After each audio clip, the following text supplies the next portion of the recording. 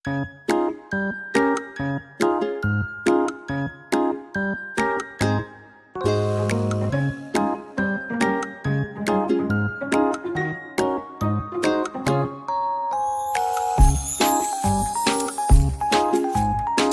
warahmatullahi wabarakatuh dan selamat pagi semuanya. Bagaimana kabar kalian hari ini? Ibu harap kalian semua dalam keadaan sehat walafiat dan jangan lupa harus tetap menerapkan protokol kesehatan. Anak-anak, hari ini Ibu akan kembali belajar bersama kalian. Ibu harap kalian sudah siap belajar ya hari ini. Hari ini kita akan belajar tema 2, menyayangi hewan dan tumbuhan, subtema 1, manfaat tumbuhan bagi kehidupan manusia. Jadi anak-anak, sebelum kita lanjut, Ibu akan mengulas kembali pelajaran yang sudah kalian terima sebelumnya. Jadi makhluk hidup itu terbagi menjadi 3. Yang pertama manusia, yang kedua hewan, dan yang ketiga adalah tumbuhan. Antara manusia, hewan, dan juga tumbuhan saling berkaitan dan saling ketergantungan. Maksudnya bagaimana? Jadi begini anak-anak, kita memerlukan tumbuhan untuk menghirup oksigen karena oksigen dikeluarkan oleh tumbuhan. Dan tumbuhan memerlukan kita manusia karena mereka menghirup karbon dioksida yang kita keluarkan. Lalu bagaimana dengan hewan? Tentu saja kita juga membutuhkan hewan untuk bahan makanan dan juga untuk membantu pekerjaan, mempermudah pekerjaan kita sehari-hari. Sebagai contoh, baru saja kita memperingati Hari Raya Idul Adha. Nah, saat Hari Raya Idul Adha kita mengorbankan ayam, sapi, dan juga kambing. Nah, anak-anak, ayam, sapi, dan kambing apa yang kita manfaatkan dari hewan itu? Ya, kita manfaatkan dagingnya.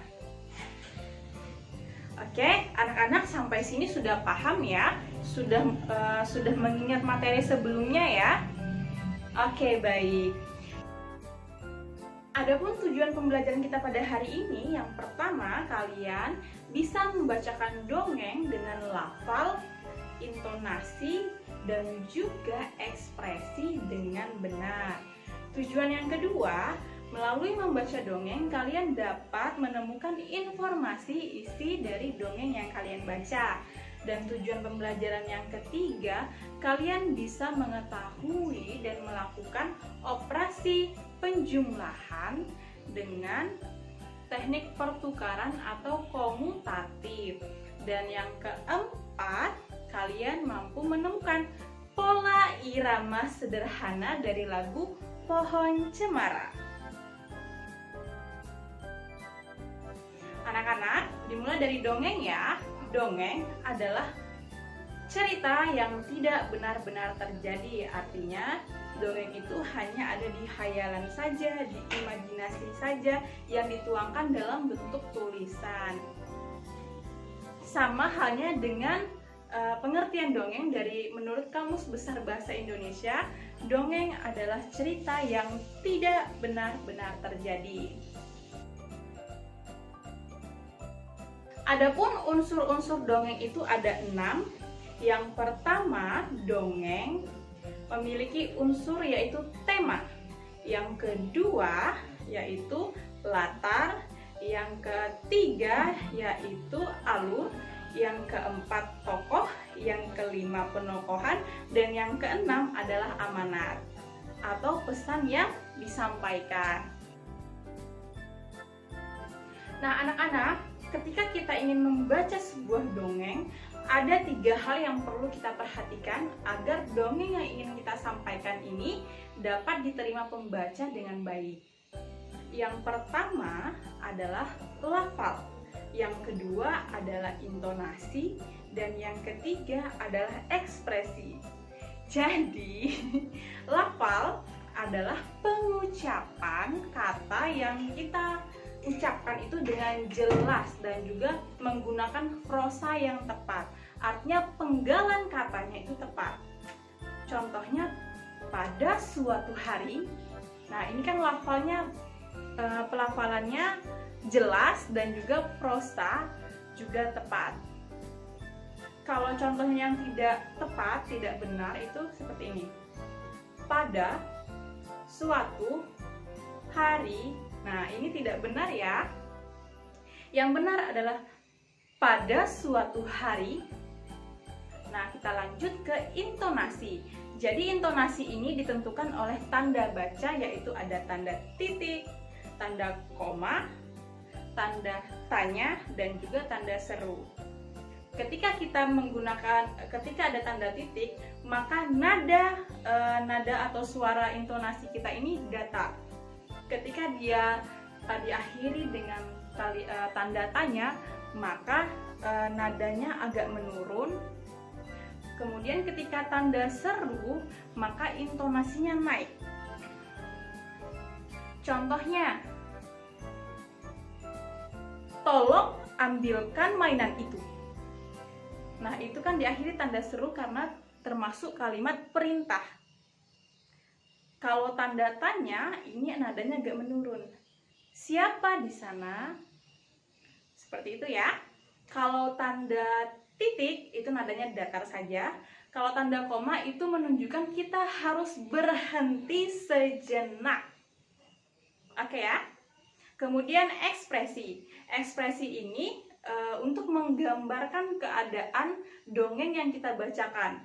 Di saat dia sedih, kita harus menunjukkan ekspresi yang sedih. Di saat dia gembira, kita harus menunjukkan ekspresi yang gembira pula.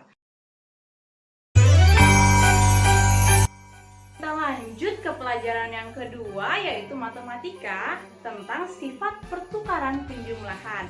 Dalam matematika, sifat pertukaran ini ada dua, yaitu pertukaran pada penjumlahan dan juga pada perkalian.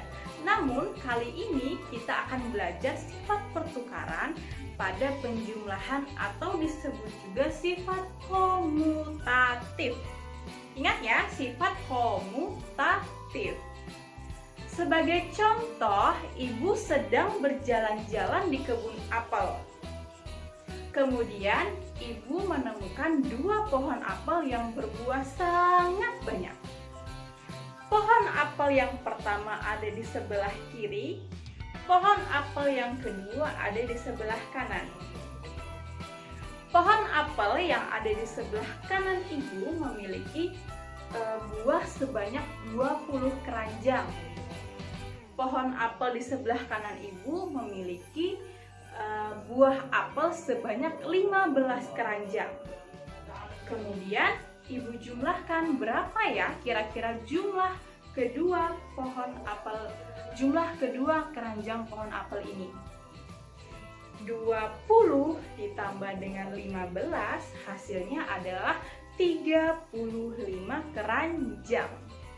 Kemudian bagaimana sih kalau sifat pertukaran itu? Nah, kita tukar.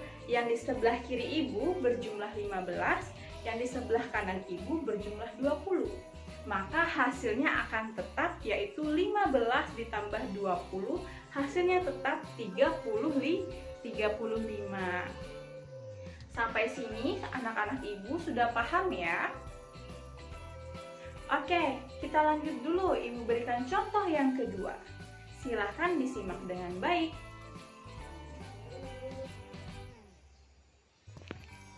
(200 ditambah 350 sama dengan 550.